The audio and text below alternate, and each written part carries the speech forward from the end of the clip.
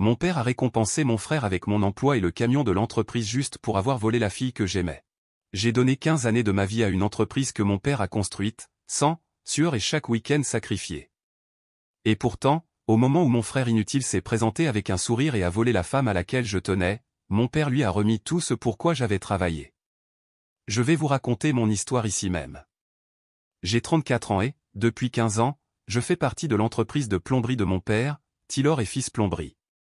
Bien que le projet était que l'entreprise soit héritée par mon frère cadet, Matt, 31 ans, et moi, la réalité est différente. Mon père a clairement favorisé Matt, tandis que j'ai été chargé de la tâche ardue de faire tout le travail. L'entreprise a été fondée il y a 30 ans, lorsque mon père a commencé avec rien de plus qu'une camionnette. Aujourd'hui, nous avons 15 plombiers, 3 employés de bureau, et nous sommes l'une des équipes de plomberie les plus reconnues de la ville. Personnellement, une grande partie de cette croissance s'est produite après mon arrivée dans l'entreprise. Après avoir terminé mes études secondaires, j'ai choisi d'étudier l'administration des affaires à l'université, obtenant un diplôme de 4 ans. Pendant que je me préparais professionnellement, mon frère Matt a pris un chemin très différent. Il a à peine terminé ses études secondaires et a mis 6 ans pour obtenir un diplôme d'associé dans un collège communautaire, se consacrant à publier des selfies et à vivre la vie nocturne dans les bars locaux. Une fois diplômé, je suis immédiatement retourné apprendre le métier à partir des bases. J'ai passé 3 ans à travailler comme assistant plombier, à déboucher des toilettes, à ramper sous les maisons et à faire face à des situations assez désagréables. C'est ainsi que j'ai compris que, pour diriger une équipe de plombiers, il était essentiel de connaître tous les aspects du métier. Avec effort, j'ai obtenu ma licence de maître plombier, ce qui a été un défi considérable, et je me suis chargé de tâches telles que la planification des itinéraires, la gestion des stocks et d'autres aspects essentiels au bon fonctionnement d'une entreprise. Pendant des années, j'ai travaillé 60 heures par semaine, manquant les mariages d'amis et renonçant aux rendez-vous galants, car l'entreprise me prenait tout mon temps. Il y a environ 5 ans, j'ai assumé le poste de directeur des opérations et j'ai commencé à mettre en œuvre une série de systèmes que je planifiais: la planification numérique, une meilleure gestion des stocks, un suivi après-service, etc. Les résultats ont été évidents. Nos évaluations sont passées de 3,5 à près de 4,8 étoiles, et les revenus ont augmenté de 40% en seulement 2 ans. Mon père, qui manifestait rarement son approbation pour mes méthodes, semblait enfin impressionné. À ce moment précis, mon frère Matt jusque-là dédié à des petits boulots, comme barman, et sans montrer aucun intérêt réel pour la plomberie. Il ne distinguait même pas le PVC du tuyau en cuivre, et pensait qu'un piège à animaux était un dispositif pour attraper des animaux. A décidé de rejoindre l'entreprise familiale. Mon père était ravi que son garçon en or se soit joint à nous, et lui a attribué un titre inventé de directeur des relations avec la clientèle, ainsi qu'un salaire qui s'élevait à 80% du mien, malgré ma carrière de plus d'une décennie dans l'entreprise.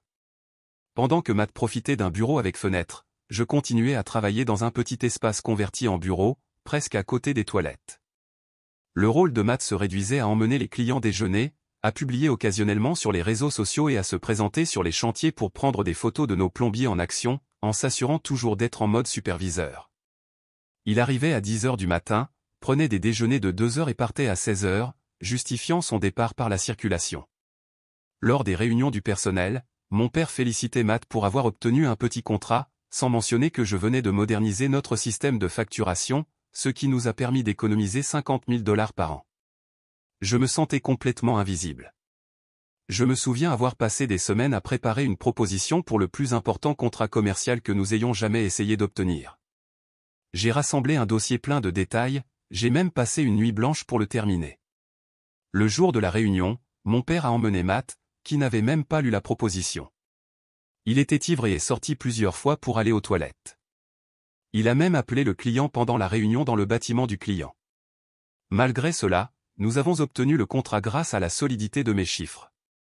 Sur le chemin du retour, mon père n'arrêtait pas de commenter la façon dont Matt s'était bien connecté avec l'équipe du client et comment ses compétences interpersonnelles avaient scellé l'accord, tandis que l'on m'attribuait simplement le souci du détail, comme si je n'étais qu'un assistant de bureau. Ma mère me disait, avec un regard triste, que mon frère et moi étions des personnes complètement différentes, laissant entendre qu'être compétent était presque un défaut de caractère. À une occasion, en écoutant aux portes du bureau de Matt, la porte n'était pas complètement fermée, j'ai entendu mon père parler de la planification de la succession et demander à Matt s'il voulait en savoir plus sur l'aspect financier de l'entreprise. Ce qui est surprenant, c'est que, dans cette conversation, mon nom n'a même pas été mentionné, et il n'a pas été suggéré que je puisse collaborer sur les questions comptables. J'ai consacré ma vie d'adulte à bâtir cette entreprise, mais il semble que je ne sois considéré que comme le travailleur infatigable qui maintient tout en ordre, tandis que Matt s'attribue la gloire. Il y a environ 9 mois, la situation a pris une tournure inattendue lorsque notre assistante administrative, qui était avec nous depuis 5 ans, a démissionné après avoir reçu une meilleure offre. Mon père a décidé qu'il était temps d'embaucher quelqu'un avec plus d'expérience en administration, compte tenu de la croissance continue de l'entreprise. C'est ainsi qu'est arrivée Julie, une femme de 29 ans qui, dès l'instant où elle est entrée pour l'entretien, a eu un déclic avec moi. Son assurance, ses cheveux noirs toujours tirés en arrière en un chignon impeccable, et ses yeux verts perçants qui semblaient voir au-delà de la façade corporative, m'ont immédiatement captivé. Elle n'était pas le genre de fille Instagram que Matt aime habituellement, mais quelqu'un avec une élégance et une sobriété inégalées. Le curriculum vitae de Julie était impressionnant. Elle avait un diplôme en administration des affaires, de l'expérience en gestion de bureaux dans des entreprises plus importantes que la nôtre, et diverses certifications en logiciel comptable. Mon père, visiblement impressionné, l'a embauchée immédiatement, ce qui arrivait rarement. Au cours de sa première semaine, elle a complètement réorganisé notre système de classement qui n'avait pas été mis à jour depuis les années 1990. La deuxième semaine, elle a découvert $20 000 de factures impayées de l'année précédente et a réussi à les recouvrer. Et la troisième semaine, elle a osé confronter mon père au sujet de notre système de planification désuet, convainquant tout le monde d'investir dans le logiciel que je demandais depuis des années. J'étais, pour le moins, amoureux. Nous avons commencé à déjeuner ensemble dans la salle de repos. Au début, nous ne parlions que de sujets liés au travail, mais nous avons vite découvert des intérêts communs: les baladodiffusions sur les vrais crimes, la randonnée pédestre, les films, la littérature. La conversation coulait naturellement, contrairement à ces rendez-vous Tinder gênants. Après plusieurs déjeuners, j'ai enfin rassemblé le courage de l'inviter officiellement à sortir. J'ai proposé un dîner dans un nouveau restaurant du centre-ville, loin des repas de bureau habituels avec de tristes Tupperware. Sa réponse a été immédiate. Quand elle a souri de cette façon spéciale, j'ai senti que je n'étais peut-être plus seulement le gars oublié de la famille. Nous avons programmé le rendez-vous pour le vendredi suivant, et j'étais tellement excité que je me suis même surpris à siffler en réparant une fuite sur un chantier, ce qui a déconcerté toutes les personnes présentes. J'ai décidé de ne pas partager nos projets de rendez-vous au travail, car ma famille a la mauvaise habitude de compliquer tout ce qui m'arrive de bien, et j'ai pensé qu'il valait mieux garder le secret jusqu'à ce que la relation devienne plus sérieuse. Cependant, cela s'est avéré être une erreur majeure, car 2 jours avant le rendez-vous, un problème est survenu qui a modifié tout ce qui était prévu. Je revenais du travail quand j'ai entendu le rire de Julie dans le couloir. Ce rire authentique que j'attendais depuis des semaines. Cependant, ce n'est pas mon commentaire qui l'a fait rire, mais quelque chose que Matt avait dit. En tournant au coin de la rue, je l'ai vue, elle et Matt trop proches, à côté de la machine à café. Matt, caractéristiquement appuyé contre le mur avec cette pose « Regardez-moi, je suis tellement cool », lui montrait quelque chose sur son téléphone, et Julie semblait vraiment intéressée par ce qu'il disait, bien que pour moi cela ressemblait à des bêtises. Matt, remarquant ma présence, m'a appelé avec cette fausse voix fraternelle qu'il utilise quand il y a d'autres personnes autour, pendant qu'il continuait à montrer à Julie des photos de kayak du week-end dernier. Je me suis souvenu intérieurement que Matt était le genre de gars qui se plaint s'il doit marcher de la voiture à un restaurant un jour de pluie, et une fois, il m'a même demandé s'il y avait certaines sortes de poissons dans la rivière près de chez moi. Il était évident que l'homme qui n'avait jamais pagayé de sa vie, et dont l'approche aquatique la plus proche avait été de boire de la bière sur un bateau, se faisait maintenant passer pour un expert en sport de plein air. Julie m'a adressé un sourire, mais ce n'était pas le sourire plein d'espoir de quelqu'un avec qui on prévoit de sortir. C'était simplement un sourire cordial, typique d'une collègue. Mon estomac s'est noué. Elle a dit: ce sont des photos étonnantes, et s'est tournée vers Matt. J'ai toujours voulu essayer le kayak, mais je n'en ai jamais eu l'occasion. Ce à quoi Matt a répondu, affichant ce sourire idiot qui fonctionne inexplicablement avec les femmes: j'y vais presque tous les week-ends, quand il fait beau. C'est très relaxant d'être sur l'eau. Bien qu'au fond de moi je savais que la seule chose que Matt avait faite dans le domaine aquatique était de se garer au fond du parking, le voilà qui jouait les aventuriers. Peu de temps après, le lendemain, Julie m'a trouvé seul dans la salle de repos. Mon cœur s'est emballé à l'idée que peut-être ce qui s'était passé entre elle et Matt ne signifiait rien pour elle. Cependant, Julie a commencé par dire: Ryan, je suis désolé, mais je dois reporter notre rendez-vous. J'ai immédiatement compris le sens de ces mots. quelque chose est arrivé et le code universel pour j'ai trouvé une meilleure option, et dans ce cas, la meilleure option était clairement mon frère. J'ai essayé de rester calme et j'ai répondu avec désinvolture pas de problème, peut-être une autre fois. Elle a hoché la tête avec un sourire distant, ce même sourire professionnel qui indique que le rendez-vous est annulé. Plus tard, la rumeur a été confirmée par l'atmosphère du bureau. Yuli et Matt ont eu leur premier rendez-vous ce même vendredi, coïncidant avec le jour où elle a annulé notre rendez-vous. Découvrir cela a été dévastateur. J'avais prévu un dîner dans un restaurant thaïlandais pour la semaine suivante, et maintenant tout était insupportable. Matt se pavanait dans le bureau avec un air de triomphe, et Yuli rougissait chaque fois qu'il passait près de son bureau. Au cours d'une réunion, Matt a mentionné avec désinvolture qu'ils étaient déjà sortis ensemble, ce qui m'a donné l'impression que chaque fois que j'essayais de construire quelque chose pour moi-même, mon frère me l'arrachait sans pitié. La situation s'est aggravée lorsque ma mère l'a découvert, presque immédiatement, car Matt n'a pas manqué de lui raconter chaque détail. Un appel téléphonique rempli d'enthousiasme maternel. As-tu rencontré la Yuli dont Mathieu parle?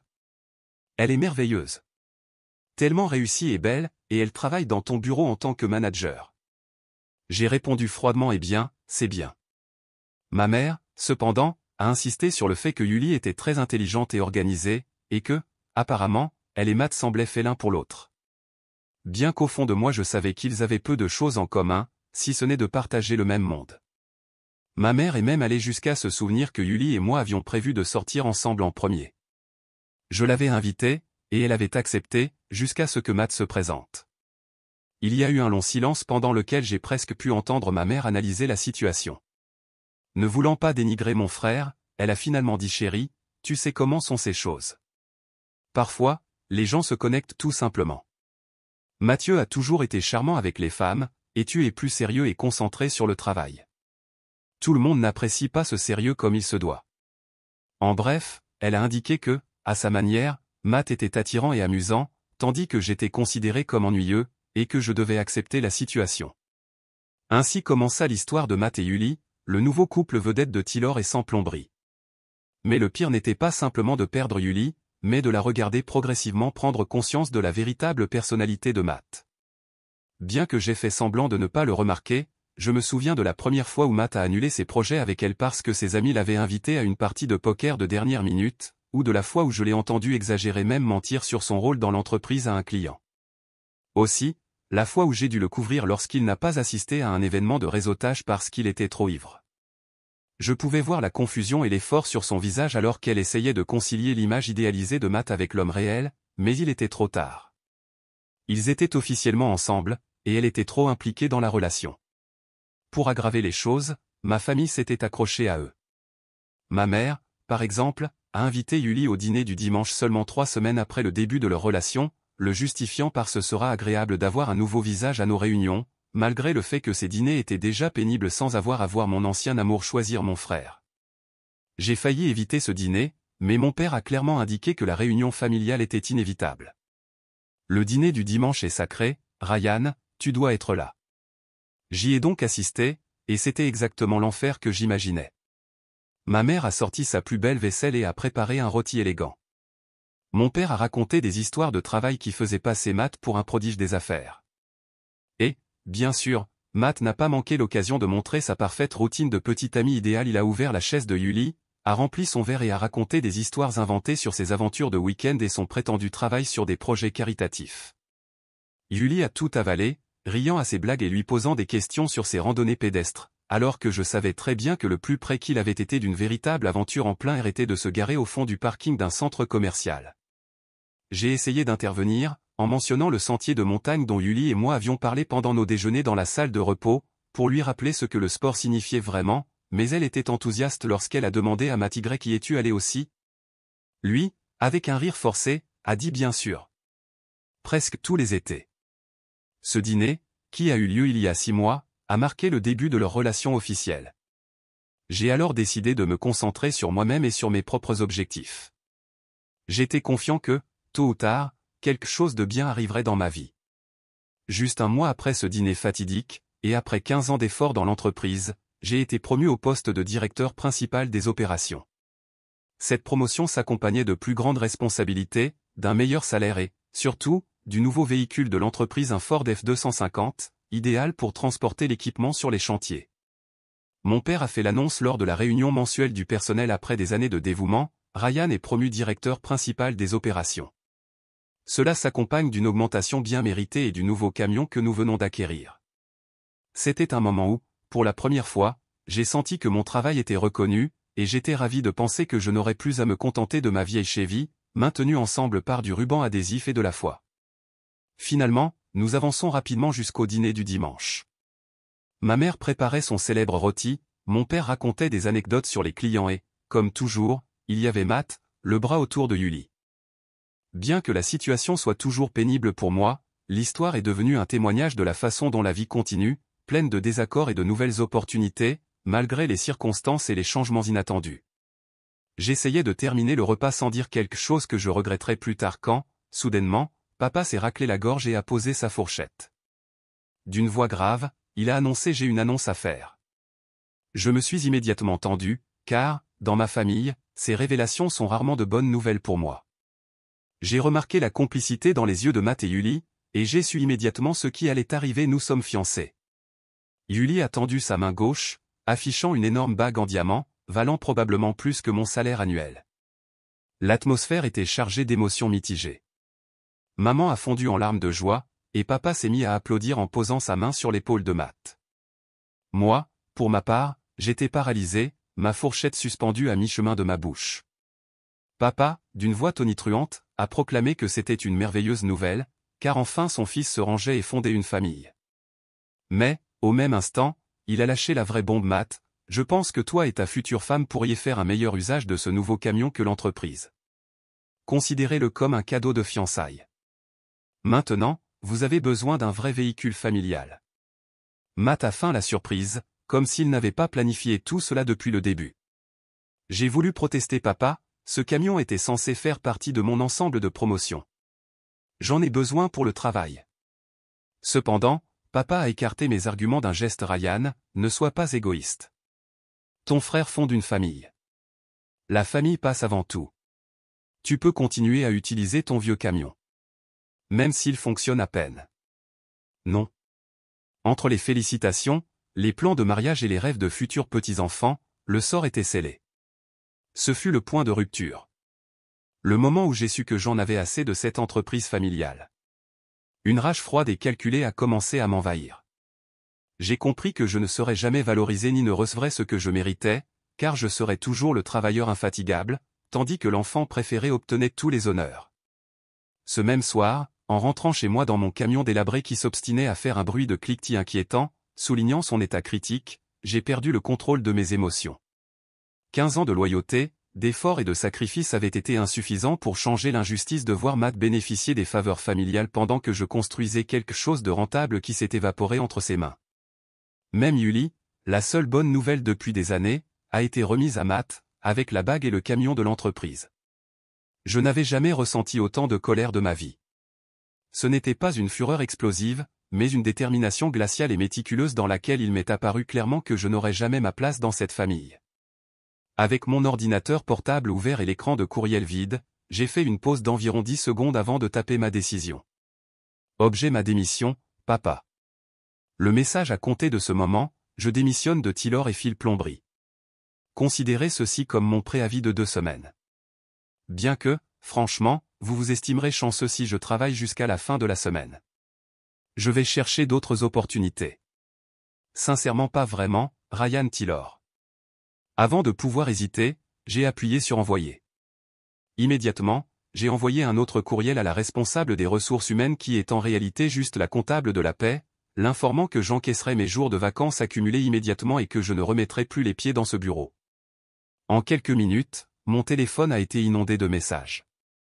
Papa appelait avec insistance, Matt envoyait des textos pleins de WTF et d'émojis, et maman laissait des messages vocaux en larmes m'accusant de détruire la famille et d'être trop dramatique. Même Yuli m'a appelé. J'ai laissé son message aller à la messagerie vocale. Ryan, c'est Yuli. Papa m'a dit que tu as démissionné. Que se passe-t-il? Appelle-moi, s'il te plaît. Il semblait qu'elle, malgré son implication, n'était pas consciente de l'ampleur du désastre. J'ai décidé d'ignorer tous les appels. J'ai éteint mon téléphone et j'ai commencé à mettre à jour mon curriculum vitae. J'en avais fini avec eux, avec le fait d'être l'esclave de la famille. Marre de voir Matt obtenir tout pendant que je n'obtenais pratiquement aucune reconnaissance. Le lendemain matin, vers 7 heures du matin, papa s'est présenté à mon appartement, frappant à la porte comme s'il essayait de la défoncer. « Qu'est-ce que c'est que ça, Ryan ?» a-t-il crié quand, encore en pyjama et non préparé à la confrontation, j'ai ouvert la porte. « Tu as démissionné par courriel, après tout ce que cette famille a fait pour toi ? Tu te moques de moi. » Ce à quoi j'ai répondu « Tu te moques de moi ?» en me payant en dessous du taux du marché pendant 15 ans, pendant que Matt reçoit des primes pour le simple fait de se présenter au travail ? Ou en me promettant un camion avec ma promotion, pour finalement le donner à Matt comme cadeau de fiançailles ? Papa est devenu rouge, balbutiant c'est différent. Matt fonde une famille, et il a besoin de notre soutien. J'ai soutenu cette famille pendant des années. Qui, à ton avis, fait tourner l'entreprise pendant que Matt prend des déjeuners de 2 heures et passe son temps à publier sur Instagram ? Son ton est devenu plus agité, mais j'avais déjà pris ma décision. J'en ai fini, papa. Si Matt peut gérer l'entreprise, tu n'as plus besoin de moi. J'ai essayé de fermer la porte, mais papa est entré, s'exclamant dramatiquement « Si tu quittes cette entreprise, tu quittes la famille. » J'ai répondu avec la même franchise « Si c'est comme ça que la famille se traite, c'est peut-être pour le mieux. » J'ai poussé la porte assez fort pour le faire bouger, et bien que papa ait continué à frapper et à crier pendant un moment, il est finalement parti. Le lendemain, Matt est arrivé. Sans même ouvrir la porte, je lui ai crié de partir avant que j'appelle la police. Il a essayé de s'excuser avec son typique « Allez, frère, ne sois pas comme ça », mais je n'étais pas disposé à céder. Maman n'arrêtait pas d'appeler, pleurant sur la façon dont je brisais le cœur de papa et désintégrais la famille, comme si 15 ans de favoritisme et de mépris étaient de ma faute. Je ne m'étais jamais senti aussi libéré. La recherche d'un nouvel emploi a été étonnamment rapide. Cette première semaine, j'ai eu 3 entretiens dans des entreprises beaucoup plus grandes et plus professionnelles que celles de papa. 2 d'entre elles m'ont fait des offres. J'ai décidé d'accepter l'offre de Wilson Plomberie et Chauffage, un concurrent de la région. Bien qu'il s'agisse d'une petite entreprise, elle est en pleine croissance et son propriétaire, Dave Wilson, apprécie vraiment l'expérience et les efforts. Mieux encore, ils m'ont offert une voie vers le partenariat. Après 2 ans, j'aurai la possibilité d'acheter une part et de devenir copropriétaire, ce que mon père n'a jamais envisagé malgré mes 15 années de service.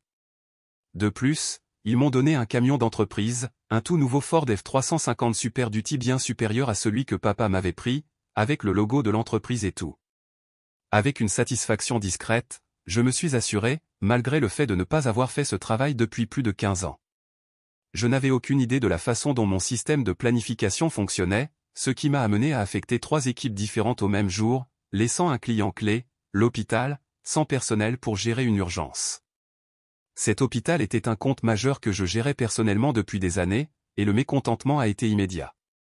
La 2e semaine, mon père a confié les opérations à Matt, le même Matt qui ne se souvient même pas de programmer ses rendez-vous chez le dentiste.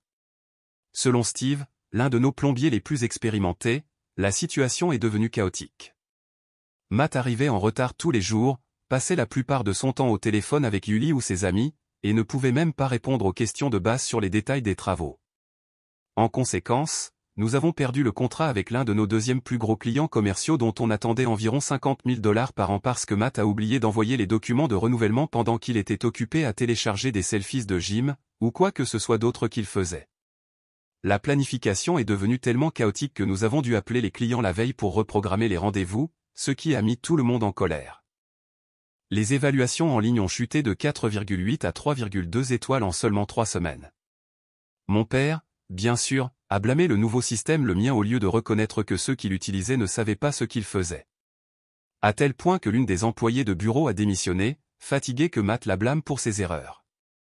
Et, en plus de cela, les comptes clients s'accumulaient parce que personne ne s'occupait de la facturation, une autre chose dont je m'occupais. Ce à quoi je ne m'attendais pas, c'est que mon père doive recourir à un prêt à court terme pour couvrir la paie, car les flux de trésorerie étaient devenus un désastre. Une entreprise qui était rentable il y a 3 semaines se trouvait soudainement aux prises avec des difficultés pour se maintenir à flot. Pendant ce temps, Yuli restait tard tous les soirs pour essayer de faire fonctionner quelque chose. Même si elle est administratrice de bureau, et non spécialiste des opérations. Elle est excellente pour organiser les dossiers et répondre aux appels, mais elle n'a aucune idée de la façon de planifier des travaux de plomberie ou de gérer 15 plombiers ayant des compétences et des certifications aussi variées. Apparemment, elle ne s'est même pas rendue compte dans quoi elle s'embarquait en rejoignant ma famille. Pendant ce temps, ma mère m'a inondé de messages textes de plus en plus désespérés. Papa travaille 16 heures par jour pour essayer de réparer le planning, et, bien que Matt essaie, il ne comprend pas ton système. Nous avons dû dire à 3 clients que nous ne pouvions pas les servir cette semaine. Curieusement, aucun de ces messages ne contenait d'excuses ni de reconnaissance d'erreur, typique de la famille Taylor. D'autre part, mon père n'a laissé qu'un message vocal, bredouillant ces mots comme s'il avait bu, disant quelque chose comme cette entreprise se portait bien avant tes systèmes modernes, et elle continuera à se porter bien après. Personne n'est indispensable. Et j'ai pensé si papa continue à se convaincre de cela pendant que l'entreprise coule. Les communications de Matt ont évolué rapidement. Il est passé de messages de fausse sollicitude fraternelle frère, nous sommes tous inquiets pour toi à une panique à peine dissimulée, demandant as-tu encore accès au logiciel de planification, puisque papa ne pouvait même pas le trouver. Le désespoir était palpable.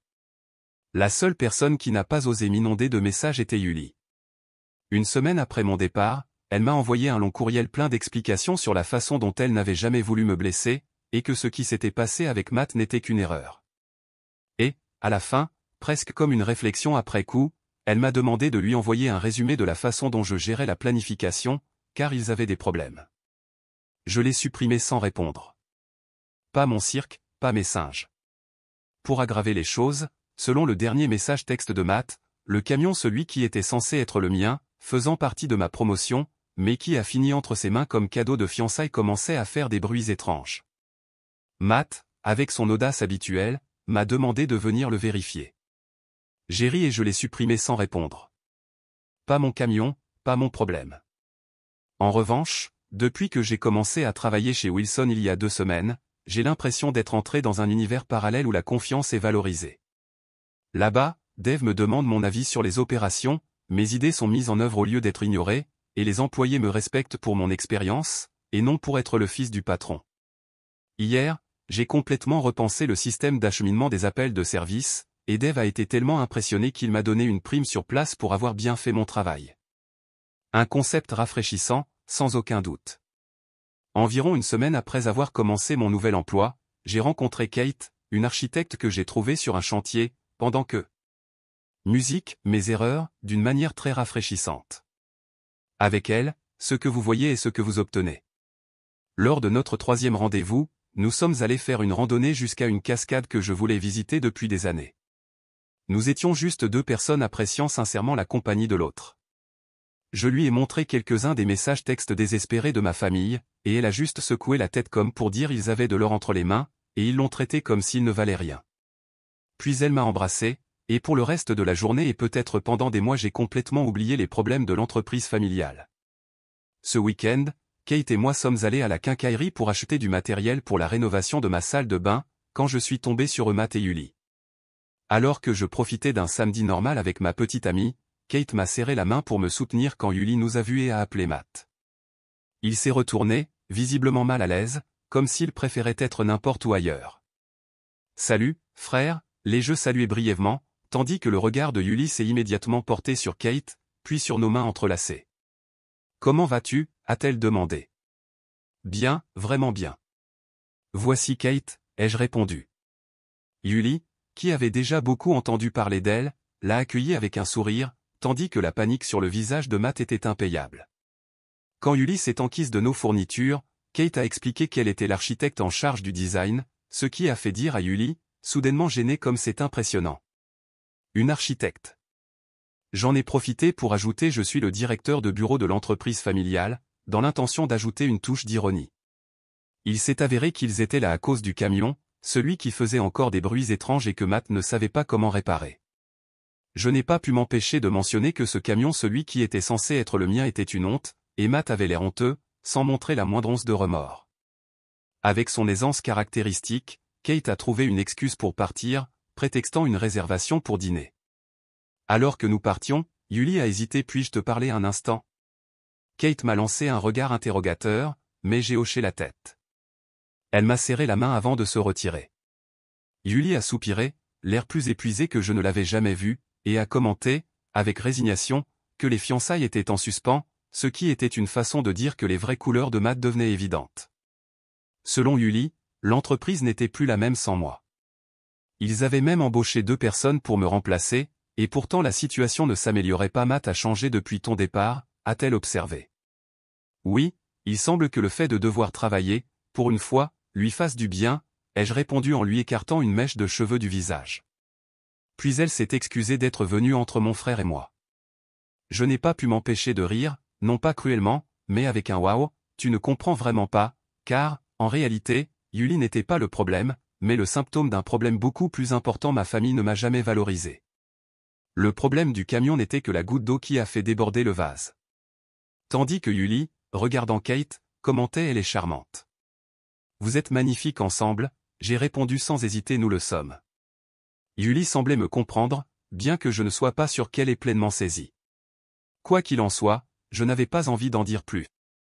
Sur le chemin du retour, mon téléphone a sonné. C'était ma mère. Je ne sais pas pourquoi j'ai répondu, mais sa voix semblait surprise, et elle a immédiatement commencé ses réprimandes incessantes: tu nous manques, l'entreprise est en crise, Matt est débordé, et les dimanches ne sont plus les mêmes sans toi. Je l'ai laissé parler, attendant qu'elle me demande de revenir et d'arranger les choses, mais j'ai répondu que je ne serais pas disponible le dimanche dans un avenir prévisible. Kate, du siège passager, a fait un sourire malicieux et a commenté: tu veux que je te dise je te l'avais dit, ou tu préfères savourer la bouderie? Ce à quoi j'ai répondu en riant: je vais certainement savourer ce moment. Plus tard dans la soirée, alors que nous étions blottis sur le canapé en train de regarder un documentaire sur un vrai crime, Kate m'a demandé: envisagerais-tu de retourner dans l'entreprise familiale? Sans hésiter une seconde, j'ai dit non. Elle a dit qu'elle ne savait pas ce qui allait arriver à Tylor et sans plomberie. Peut-être qu'ils vont s'en sortir, ou peut-être qu'ils vont couler, mais, en fin de compte, ce n'était plus mon problème. J'ai appris, après 15 ans et l'affaire d'un camion d'entreprise, que parfois il est préférable de s'éloigner de ceux qui ne vous apprécient pas. Même s'il s'agit de la famille. Mieux vaut tard que jamais.